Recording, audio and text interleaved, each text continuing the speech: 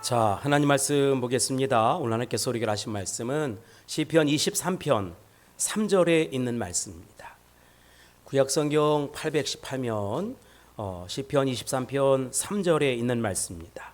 우리 다 같이 한 목소리로 합독하겠습니다. 시작. 내 영혼을 소생시키시고 자기 이름을 위하여 의의 길로 인도하시는도다. 아멘. 자, 하나님께서 우리에게 하신 말씀은 시편 23편 3절에 있는 말씀입니다.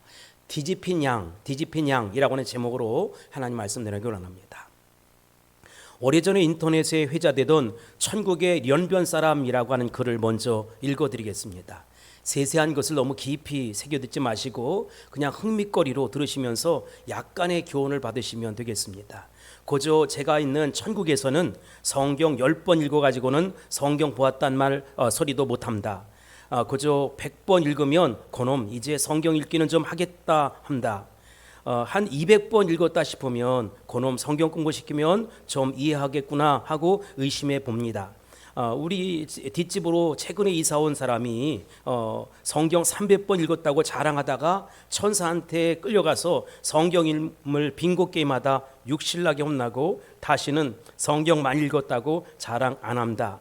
요전에 성경 600번 읽었다고 자랑하던 권사님이 천사 앞에서 성경 외우다 글씨 하나 틀려가지고 소리 고저 무지하게 혼났습니다. 그런데 어느 날이었습니다. 예수님이 허허허 웃으면서 이렇게 성경을 잘하는 자가 누구냐며 하늘을 떠나가도록 칭찬하시는 것입니다. 그래서 그 사람이 성경 한 1000번 읽었나 보다 이렇게 생각했습니다. 근데 그게 아니었습니다. 그는 성경을 이제 겨우 한 번 읽고 오는 길에 사고가 나서 천국에 온 신이었습니다.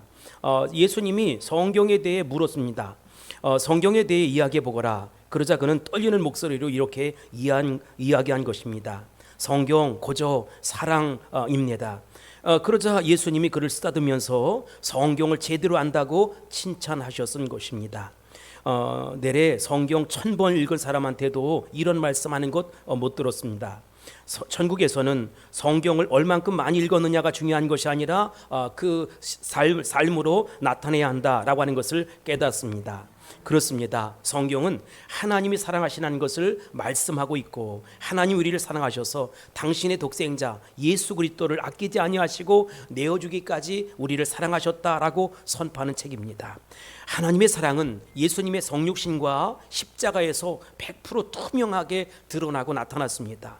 그래서 루터가 말한 것처럼 인간의 사랑은 그 사랑을 자극하는 매력을 통해서 존재하지만 하나님의 사랑은 사랑의 대상을 발견하는 것이 아니라 사랑의 대상을 창조하는 것입니다. 우리 항상 기억하고 염두에 둬야 할 것은 시편 23편에서 이 목동이었던 다윗, 여호와로이 목자이신 그 하나님을 만나는 장면 아니겠습니까?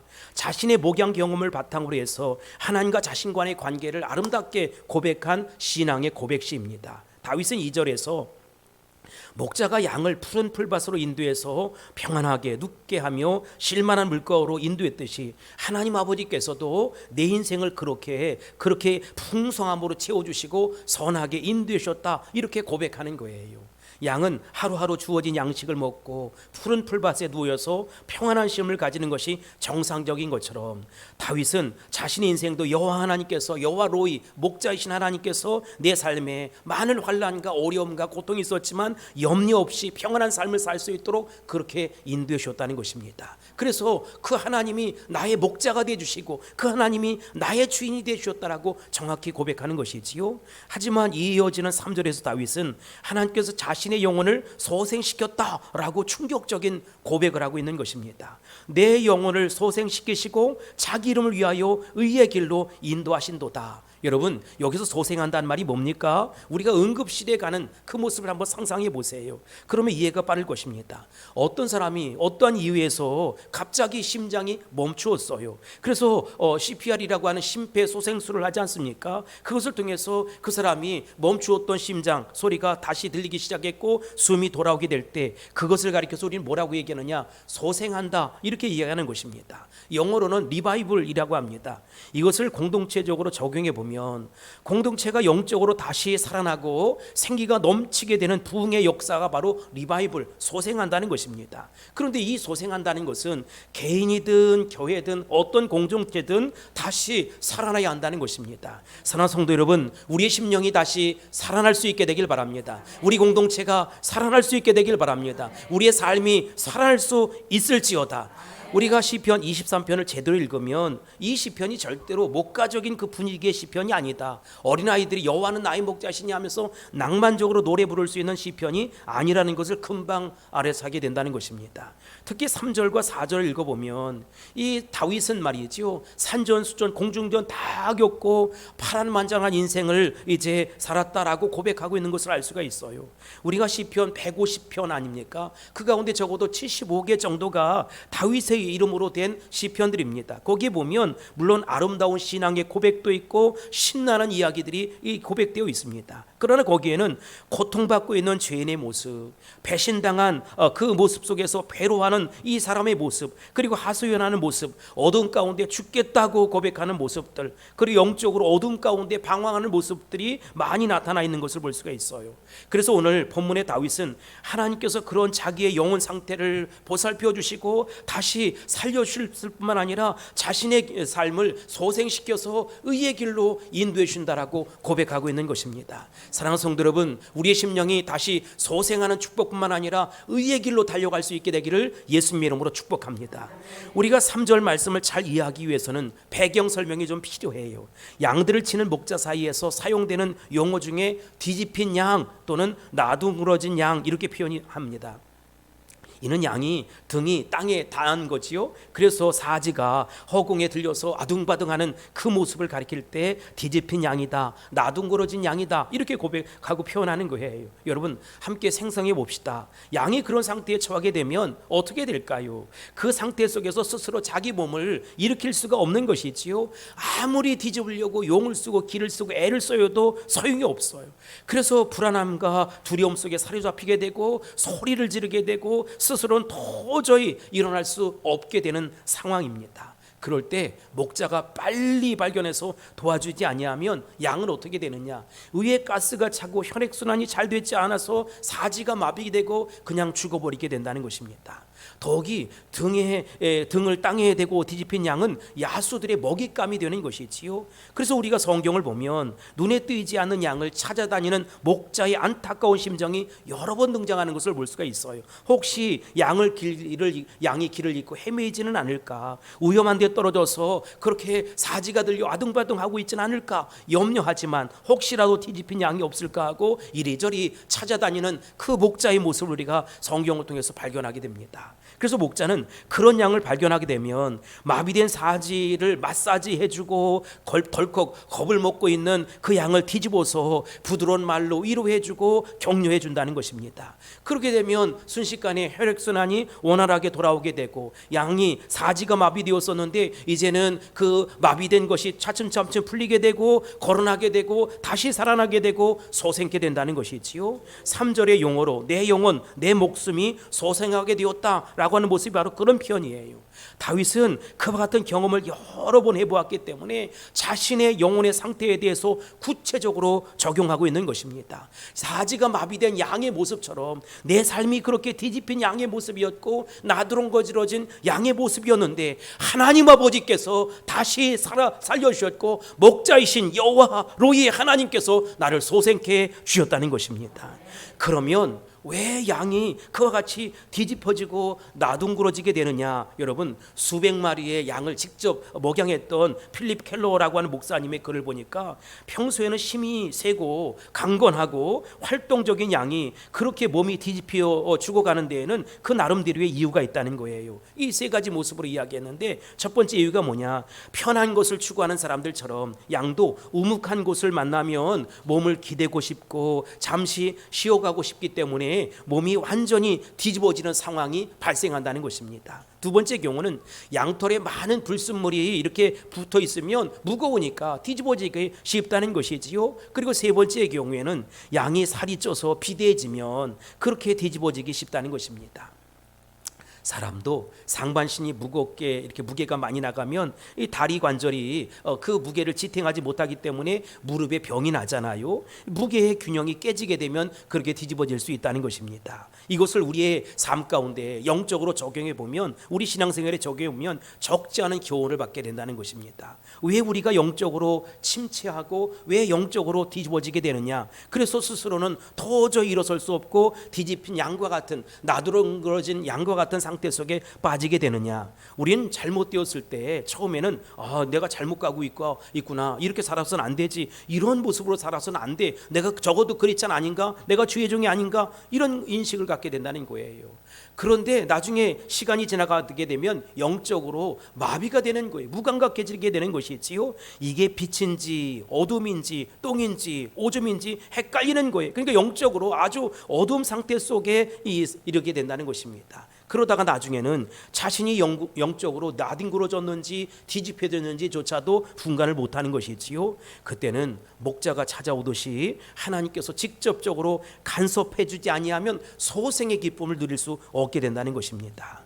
우리가 어려움을 당하면 내가 대단히 잘난 사람인 줄 알았는데, 잘 나가는 사람인 줄 알았는데, 정말로 괜찮은 사람인 줄 알았는데 1년의 그 고통스러운 과정을 겪게 되면, 야, 나는 정말 아무것도 아니구나, 하나님 아버지가 도와주셔야 되는구나, 하나님 아버지가 붙잡아 주셔야 되는구나, 하나님 아버지가 지금까지 살려주셔서 내가 살 수 있었구나 라고 하는 것을 고백하게 되는 것이지요. 우리 그리스도인들이 살아가다 보면 한두 번쯤 다 이런 경험을 다 하게 된다는 것이지요. 어떤 계기로 해서 뒤집히기도 하고 나둥그러지기도 하는데, 여러분, 그것이 10년, 20년, 30년 오랜 세월 지나면 안 된다는 것이지요. 이제 앞서 말씀드린 내용을 우리 삶 속에 영적으로 한번 적용해 보겠습니다. 성도들이 왜 나둥그러지느냐? 첫 번째, 고생하지 않고 인내하지 않고 자기 수련하지 않고 훈련이 필요 없는, 제재도가 필요 없는 평안한 곳, 안락한 곳만을 자꾸 찾다 보면 그렇게 뒤집어지게 되고 나둥그러지게 된다는 것입니다. 자꾸 편한데 기대고 싶어지고 훈련받고 고민하는 것은 싫고, 주일날 아침에도 이제 교회 왔는데 억지로 와서 정말 은혜 받고 돌아가야 되는데 한 주간 말이지요, 그냥 숨어서 예배드리다가 한 주간 멋대로 마음대로 자기 뜻대로 주관대로 살아가는 것이지요. 이렇게 되면 어떻게 됩니까? 분명 영적으로 약해지게 되고 영적인 침체가 찾아오게 되고, 그러면 나둥그러질 가능성이 많이 있다는 것입니다. 두 번째로, 양털이 무거워지면 나둥그러진다고 했는데, 영적으로 적용해 보면 성경에서 양털은 잘려져 나가야 할 우리의 옛 습관, 옛 기질의 모습을 이야기하는 거예요. 양털이 무거울수록 뒤집어지기 십상이듯이 성도들도 하나님 말씀 그대로 거룩한 백성이 되어야 하는데, 그런 삶을 살아야 하는데, 세상 살다 보면 영적인 불순물들이 여기저기서 많이 붙게 된다는 것이지요. 여러분, 성도가 무엇입니까? 성도는 온갖 반칙적인 상황 속에서도 불굴의 의지로 하나님 언약의 말씀, 생명의 말씀, 능력의 말씀 붙잡고 살아가는 사람입니다. 그 말씀 가운데 거룩한 삶을 살아가는 사람입니다. 나는 말씀 때문에 행복합니다. 나는 말씀 때문에 일어섭니다. 나는 말씀 때문에 주의 능력 가운데 살아갑니다. 고백하는 것이 바로 성도라는 것이지요. 여러분, 이 말씀을 잘 마음속에 새길 수 있게 되길 바랍니다. 우리가 이 고백을 하나님 앞에 드릴 수만 있다면 우리 신앙이 나둥그러지지 않아요. 온갖 반칙적인 상황 속에서도 나는 믿음으로 살아가는 것입니다. 다른 사람은 어찌든지 나는 생명의 말씀, 구원의 말씀, 은혜의 말씀, 축복의 말씀을 붙잡고 살아가는 것이지요. 인생에 고달픔이 있고 비가 오고 눈이 오고 바람이 불고 마음대로 되지 않아도 결국은 주님 뜻대로 될 것입니다. 그럼 여러분, 왜 안 될까요? 우리가 죄의 삶을 고집하고 변화되지 않으려고 하고 거룩을 사모하지 않으려고 하고, 그러니 행복이 오질 않는 거예요. 혹자는 속으로 그냥 행복하라 이렇게 선포해 주면 되지, 왜 거룩하라 이렇게 왜 거룩하며 살아야 행복이다라고 말씀하느냐 이거지요. 여러분, 우선적으로 우리가 거룩을 추구해야 돼요. 다른 사람은 어떠든지 그 신분에 관계없이 우리는 하나님 말씀 붙잡고 거룩함을 추구하고 거룩한 삶을 살 수 있어야 된다는 것입니다. 내 마음에 못마땅할지라도 하나님 말씀이 선명한 기준 되어서 그 믿음으로 살아가는 것이지요. 이게 바로 성도의 모습이고 성경적인 삶을 살아내는 모습이라는 것입니다. 그런데 옛자하, 옛기질, 옛 방법 가지고는 여러분 우리가 옛사람을 벗어버릴 수가 없어요. 물론 로마서에서 말하는 것처럼 하나님의 은혜가 우리 성도들을 지배하는 것도 사실입니다. 그러나 옛자하, 옛기질, 옛 방식, 옛 삶의 잔재들이 우리 안에 고스란히 남아있거든요. 물론 우리는 하나님의 은혜로 덮었어요. 이 보혈의 능력으로 말미암아 이미 덮여졌어요. 그러나 그럼에도 불구하고 옛기질, 옛자하, 옛 모습들이 아직도 잔재로 남아있기 때문에 세상을 추구하는 그런 마음들이 여전히 꿈틀꿈틀 살아 역사하고 죄의 종의 모습으로 살아간다는 것입니다. 여러분, 그것을 극복해야 신명나는 삶을 살 수 있고, 그것을 극복해야 살만 나고 행복한 삶을 살 수 있다는 것입니다. 영적으로 말이지요. 그러나 그냥 내버려두면 어떻게 되느냐? 해결되지 않은 죄가 계속 내 발목을 붙잡게 되고 나는 나두렁거려질 수밖에 없다는 것입니다. 세 번째로 영적으로 살이 찌고 비대해져서 감각이 없어지는 거예요. 마치 라오디게아 교회 성도들처럼 외적으로는 잘 나가요. 아주 잘 나가요. 좋은 옷을 입고 좋은 차를 타고 좋은 집에서 살아요. 그러나 여러분, 그건 언제나 외적인 모습이고 내적으로는 나는 스스로 부자다라고 이야기하지만 아무것도 없는 거예요. 너무나 허전한 거예요. 내가 왜 이렇게 살지? 내가 왜 이런 삶을 살지? 왜 내가 말씀 앞에 타협하는 삶을 살지? 라고 하면서 뒤집어지게 되고 나두렁그러질 수밖에 없다는 것입니다. 우리가 성경을 읽어보면 침체와 낙심 가운데 빠졌다가 그 영혼이 소생함을 입는 성도들이 많이 소개되어 있습니다. 저는 이 시간 그 대표적인 세 사람의 모습을 이야기하고 싶어요. 첫 번째는 다윗이고, 두 번째는 엘리야이고, 세 번째는 베드로입니다. 먼저 다윗을 볼까요? 여러분, 다윗의 인생 중에 가장 깊은 영적인 침체의 늪에 빠져 스스로 나오지 못하고 호적거린 때역이 도대체 언제였습니까? 우리가 사무엘하 11장 12장에 보면 밧세바 사건을 만나게 됩니다. 그리고 우리야, 그 밧세바의 남편이었던 우리야를 살해하는 그 장면을 볼 수가 있어요. 그는 유혹에 빠졌어요. 안일함과 자족함에 빠졌어요. 자기 나라가 지금 블레셋과 전쟁 중에 있는데 그는 유혹 앞에 무너진 것이지요. 사단은 우는 사자처럼 달려오기도 하지만 여우처럼 다가와서 우리를 유혹하기도 한다는 것입니다. 그래서 사자처럼 용맹했던 장수도 여우처럼 꼬리를 흔들면서 유혹 작전을 펴나가게 되면 슬쩍 넘어가게 되는 일이 많이 있는데 다윗 왕이 바로 그런 경우이지요. 그는 그 자신 앞에 이 요깃감이 되는 그 밧세바의 목욕하는 장면을 보고 간음을 저지르게 됩니다. 그것을 완전 범죄하기 위해서 그 전선에 있는 우리아를 불러서 1급 살인을 하게 만든다는 것이지요. 그리고 죄를 짓고 1년이 지나도록 자기 스스로는 어떻게 할 수가 없어요. 물론 평안한 삶을 살아갑니다. 부하들도 왕을 이렇게 떠받들고 살가고 자기 마음속에 아무 문제가 없었어요. 그러나 여러분, 1년이 지나도록 하나님과 교통함이 없었다는 사실을 아십니까? 그래서 1년이 지난 후에 나단 선지자가 찾아와요. 도저히 안 되겠구나. 한 마리 양을 가진 사람과 많은 양을 가진 사람, 이 부자 이야기를 합니다. 많은 양을 가진 사람이 가난한 이웃이 가진 그 한 마리를 빼앗았다. 그랬더니 다윗이 그 나단 선지자의 말을 듣고 그런 사람이 우리나라에 살아서는 안 된다. 그런 놈은 죽여야 된다는 것이죠. 죽어 마땅한 자다 라고 얘기했을 때 나단 선지자가 당신이 바로 그 사람이요 라고 전곡을 찔렀습니다. 그 나쁜 사람, 죽어야 될 사람이 바로 당신이라는 것입니다. 다윗은 그 말을 듣고 영적으로 내가 둔감해졌었구나. 사망의 잠을 빠져 살았구나. 내 영혼이 깨어나야겠구나. 내가 하나님 앞에 바로 서야겠구나. 죄의 깊은 수렁 속에서 빠져나야겠구나. 하나님이여, 내 영혼을 불쌍히 여겨 주옵소서. 하나님이여, 내 영혼을 긍휼히 여겨 주옵소서. 내 영혼을 살려 주옵소서 라고 하면서 시편에 7편의 이제 참회 시를 썼어요. 시편 6편, 32편, 38편, 39편, 51편, 130편, 143편이 바로 그 다윗의 참회 시입니다. 그는 얼마나 하나님 앞에 회개를 했는가 하면 자기 눈물로 요를 적시고 침상을 띄울 정도로 하나님 앞에 눈물로 회개를 했던 것입니다. 보십시오. 다윗 왕 같은 사람들도 안일함과 나태함 때문에 영적으로 나둥그러졌어요. 뒤집어졌어요. 마비가 되었어요. 영적인 코마 상태에 이르게 되었어요. 죄가 죄인지를 모르고 사는 그 삶을 살게 되었다는 것입니다. 만약 하나님께서 나단 선지자를 통해서 말씀으로 그에게 회복시켜 주지 않았더라면 그는 그렇게 평생을 살게 만들었다는 것입니다. 사랑하는 성도 여러분, 우리가 다윗과 버금가는 죄를 저지르기도 하고 아니면 그와는 게임이 안 되지만 그런 영적인 둔감한 삶을 살 때가 있다는 것이지요. 일어날 수 있게 되길 바랍니다. 회개할 수 있게 되길 바랍니다. 돌아올 수 있게 되길 바랍니다. 말씀 앞에 헌신할 수 있게 되길 바랍니다. 소생의 기쁨이 있을지어다 다시 일어날지어다. 다윗은 그런 영적인 경험을 하게 되었다는 것입니다. 하나님의 은혜와 자비로 그런 은혜를 체험했다는 것입니다. 두 번째로는 엘리야의 경우입니다. 열왕기하 18장에 보면 갈멜산 전투가 등장해요. 450대 1 아니 850대 1 그 많은 사람들과 같이 했으니까 수천 대 1의 영적인 대결하는 것 아닙니까? 그래서 놀랍게 승리했어요. 여호와여 불로써 응답하소서, 여호와여 불로써 응답하소서. 갈멜산상에 놀라운 불의 임함이 있었습니다.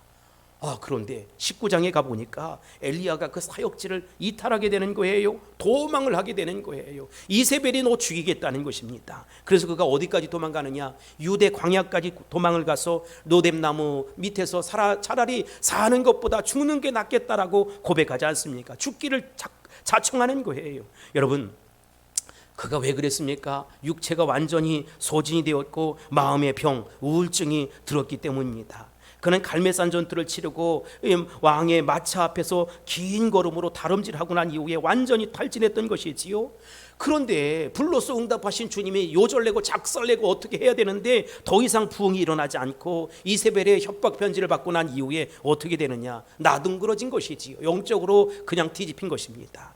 우리는 주의해야 합니다. 영적으로 큰 일을 치르고 난 이후에 그 이유를 주의해야 한다는 것이지요. 큰 축복을 받고 큰 부흥을 경험하고 큰 은혜를 체험하고 난 이후에 영적인 후유증을 이렇게 늘 기억할 수 있어야 된다는 것입니다. 많은 경우에 우리가 어떤 일을 하면서 육신적으로 에너지를 너무 많이 소진하거나 아니면 어떤 어려움을 당하고 난 이후에 우리가 정말로 힘들어지고 어려워지게 된다는 것이지요. 그런데 여러분, 그냥 어려워지느냐 그것을 끝이냐, 그러면 말이 안 되지요. 하나님께서는 이렇게 뒤집혀지고 나뒹굴어진 양인 엘리야를 어떻게 회복시켰느냐, 이게 중요하지 않겠습니까? 일단 하나님께서는 그로 하여금 노뎀나무 그늘에 누워서 육신적으로 푹 쉬게 만드셨어요.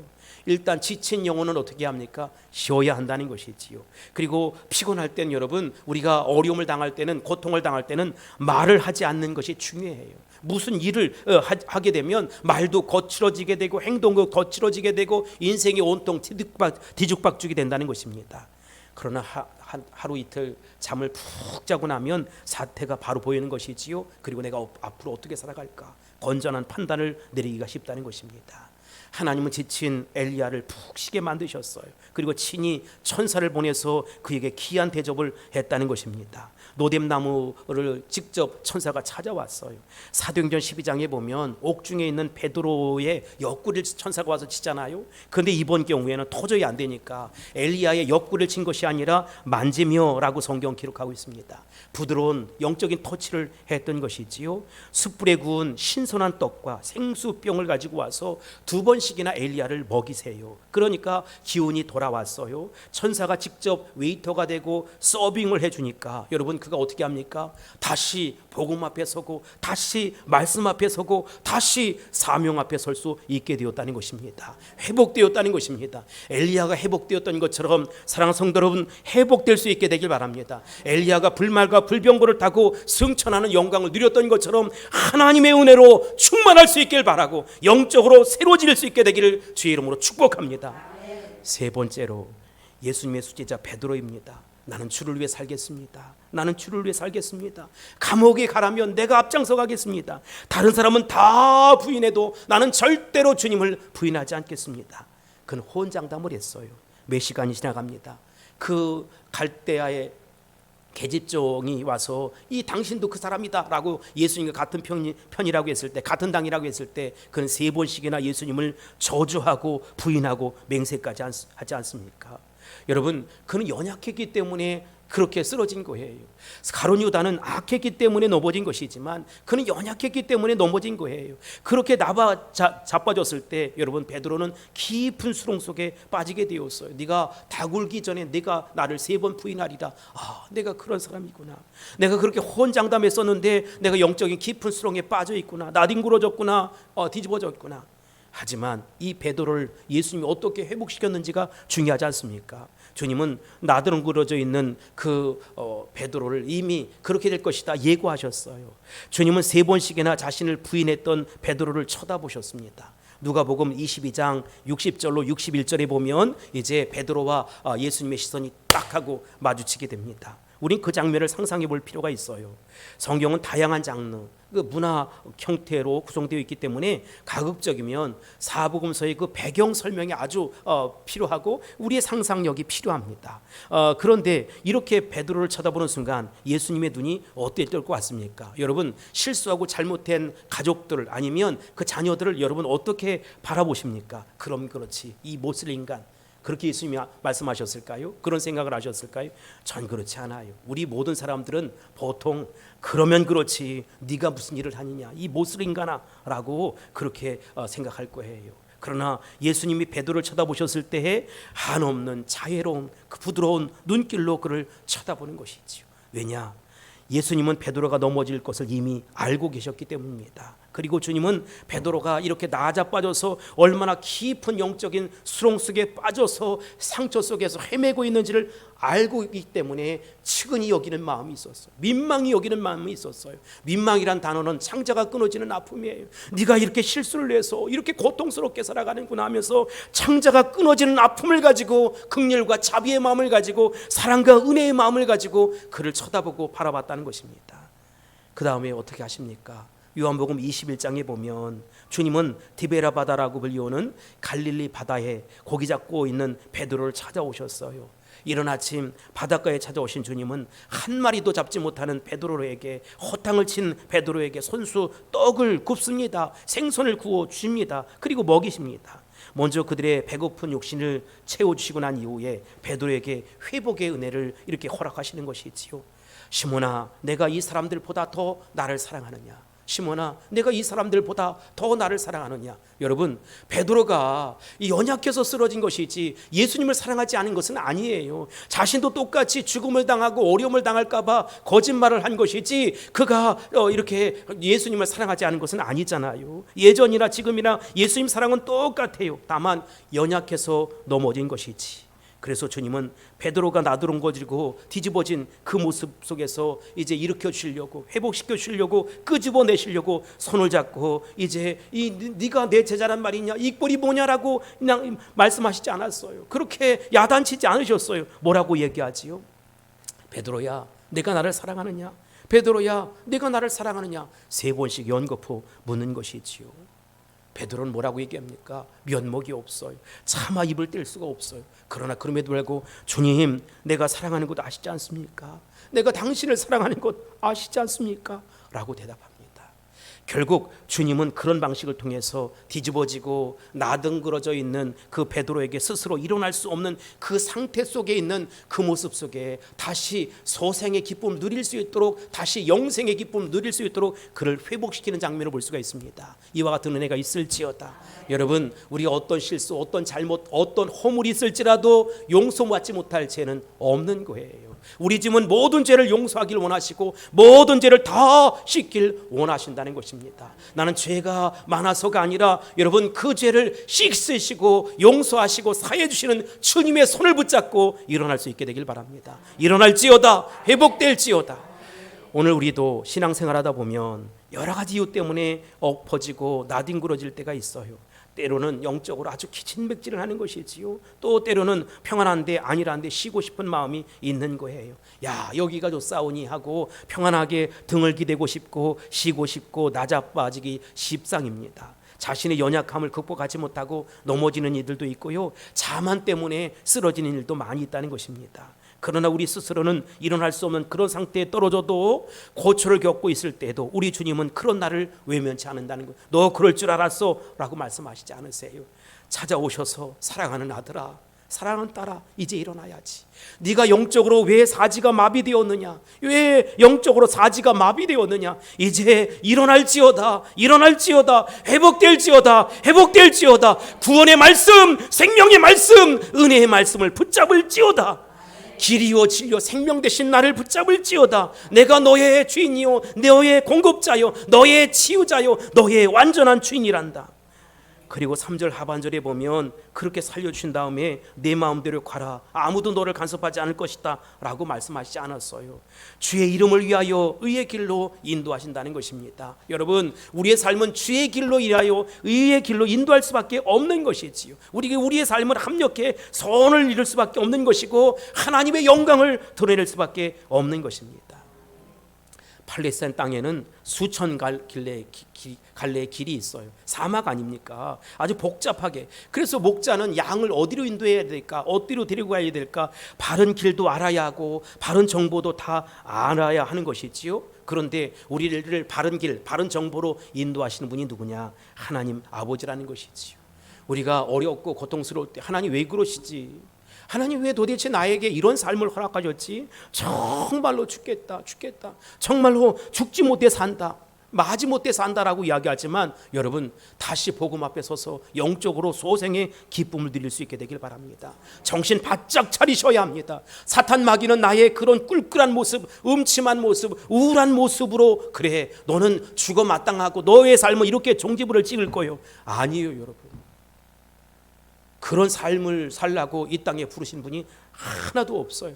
하나님 영광을 위해서 지었다는 것입니다. 하나님을 찬송하라고 지었다는 것입니다. 하나님의 영광을 위해 우리를 세우셨다는 것입니다.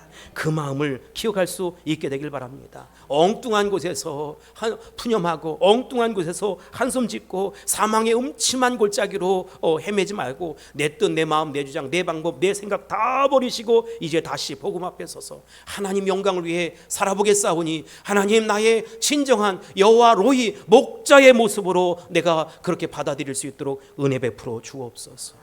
그러면 그분께서 나를 다시 살리실 거예요. 그리고 가장 중요한 동기가 뭐냐? 의의 길로 인도한다는 것입니다. 왜 우리를 의의 길로 인도하시느냐? 그 동기가 뭐냐? 그 모티브가 뭐냐? 여러분, 오늘 성경을 자세히 보면 자기 이름을 위하여 라고 말씀하고 있습니다. 여러분, 하나님의 이름을 위하여 무슨 얘기죠? 하나님의 영광을 드러내겠다는 것입니다. 누구를? 나를 통해서. 목사님, 나는 우리 가정은 하나님의 영광을 드러낼 만한 것이 하나도 없어요.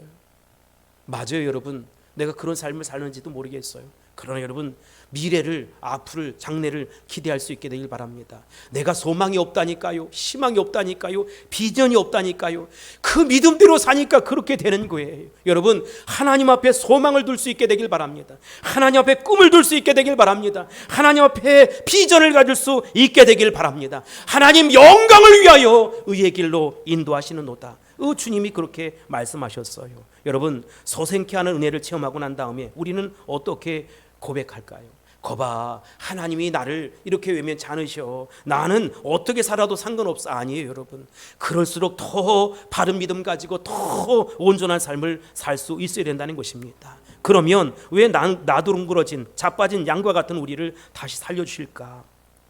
왜 침체의 늪에 빠져 호적거리는 우리의 영을 회복시켜 주셨을까? 경우에 따라서는 다윗과 같은 그런 죄를 짓고 살아는 사람도 있을 것이고, 또 엘리야와 같이 그렇게 낮아빠진 사람도 있을 것이고, 아니면 이렇게 베드로와 같은 그런 삶을 살 수 있을 거예요. 다윗은 말이지요, 우리아의 아내 밧세바를 범한 사람 아닙니까? 그를 완전 범죄하겠다고 죽여버린 사람 아닙니까? 엘리야는 큰 붕을 일으켰지만 나는 사는 것이 차라리 죽는 것이 낫다, 사는 것보다 죽는 게 낫겠다 라고 하는 말도 안 되는 고백을 했던 사람 아닙니까? 베드로는 예수님을 3번씩이나 저주하고 맹세하고 부인했던 사람 아닙니까? 그런 이도 다시 회복시켜서, 그런 이도 다시 소생시켜서 살리시고 하나님 영광을 위해 사용했다는 것입니다.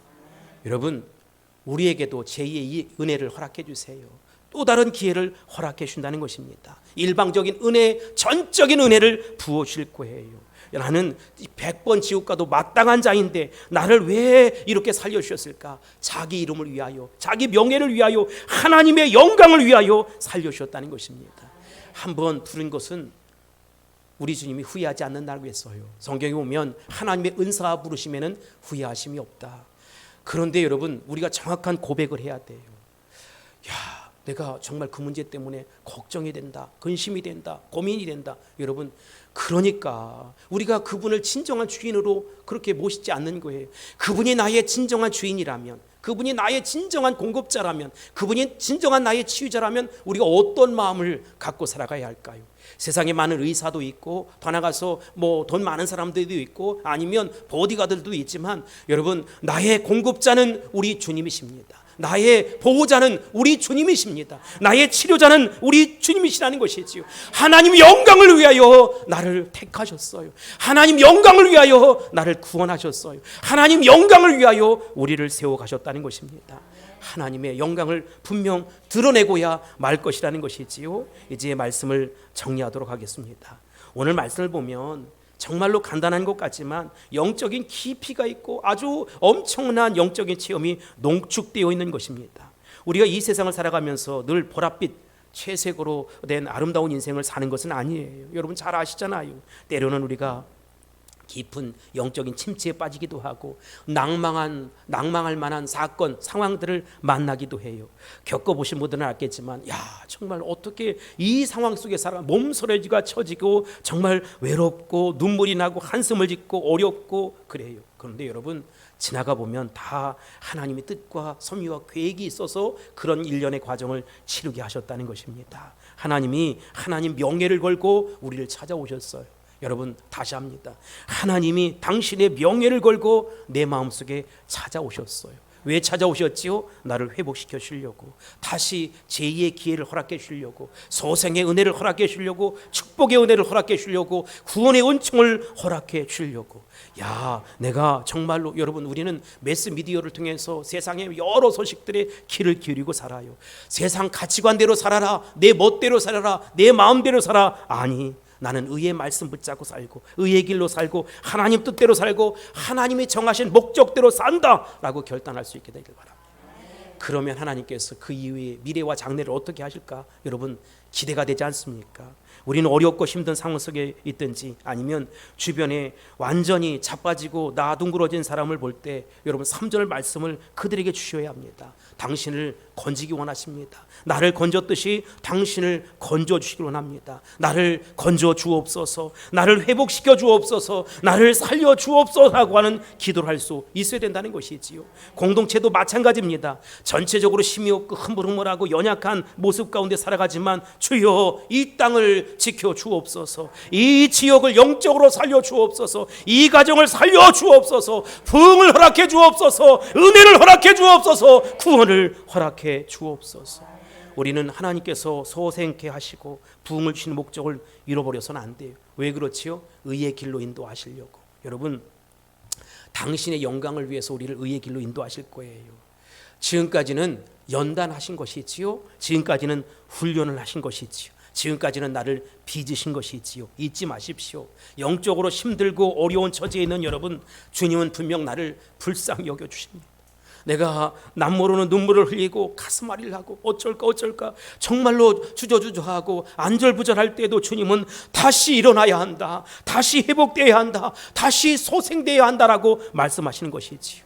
나의 영혼을 덮어주시고 불쌍히 여기시며 살려주시고 건져주시는 주님을 바라볼 수 있게 되길 바랍니다. 오늘 이 아침에도 주님은 나의 공급자, 주님은 나의 보호자, 주님은 나의 치료자임을 다시 한번 고백하는 저와 여러분이 다 될 수 있기를 예수님 이름으로 축원합니다. 우리가 뒤집어지고 놔두는 것이 아니라 다시 하나님 영광을 위해서 일어서고 회복되고 소생의 기쁨을 누리며 하나님의 멋지게 쓰임받는 저와 여러분이 다 될 수 있기를 예수님 이름으로 축복합니다. 할렐루야. 기도하겠습니다.